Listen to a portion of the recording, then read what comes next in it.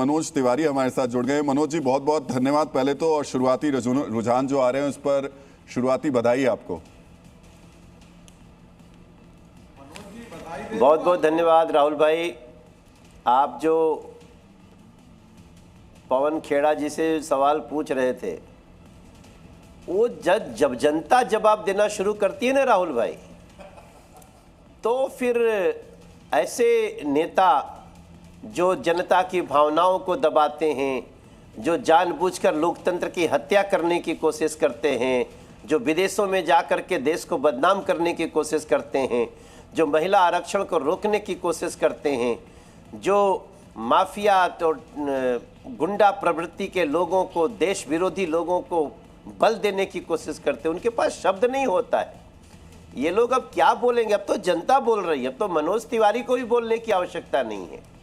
अब तो तमिलनाडु की जनता बोल रही है, पश्चिम बंगाल की जनता बोल रही है, असम की जनता बोल रही है, पुडुचेरी की जनता बोल रही है, और केरल की जनता बोल रही है। मैं राहुल भाई, मैं आपका स्क्रीन मेरे सामने लगा हुआ है, लगभग 165 पे, हालांकि रुझान है 165 पे भारतीय जनता पार्टी आगे, पश्चिम बंगाल में 122 टीएमसी, ये और भी आगे जा सकता है। अभी तो ये रुझान है, लेकिन ये रुझान बहुत अप्रत्याशित नहीं है। ये रुझान राहुल भाई, जब हम लोग पश्चिम बंगाल की गलियों में घूमते थे, तो जब माँ माटी मानुस, प्रत्येक मानुस बोलचेन भाजपा आसबे टीएमसी जावे, तो ये रिजल्ट दिख रहा है। जब हमारे असम में कोई भी आता था तो चुनाव में जो आयो कौम, तो वो समझ में आता था कि नरेंद्र मोदी जी ने कैसा विश्वास अर्जित किया है। तो ये समय जनता के बोलने का है। और आप बहुत कुरेद रहे थे, पवन जी को मैं सुन रहा था, वो 2-2.5 घंटे का समय मांग रहे हैं। अब उनका समय समाप्त होता है देश की जनता के सामने। अक्कू जी, आप सवाल पूछना चाहते थे। मनोज भाई, अक्कू श्रीवास्तव बोल रहा हूँ, कैसन बा? अरे अक्कू भैया को नमस्कार। अक्कू, जय हो जय हो। बहुत बढ़िया बा। अच्छा, बहुत बढ़िया। अब ये बताओ, आप इतने दिन वहाँ पश्चिम बंगाल में रहे हो, बार बार जाके प्रचार करते रहे हो, आपको कब ऐसा एहसास हुआ कि इस बार बिल्कुल तख्ता पलट होने की उम्मीद की जा रही? मैं भी उम्मीद शब्द का इस्तेमाल कर रहा हूँ।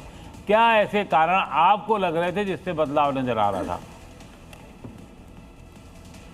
मैं आज बता रहा हूँ जी न्यूज पे, एक दिन में जब फ्लाइट से जा रहा था, मेरे बगल में एक बंगाली युवा बैठे थे, और कुछ देर तक बातचीत करने के बाद वो दिल्ली से ही जा रहे थे, गुरुग्राम से जा रहे थे, और उन्होंने आधे घंटे 40 मिनट बाद अपना मेरे तरफ आंख किया, बोला मनोज तिवारी।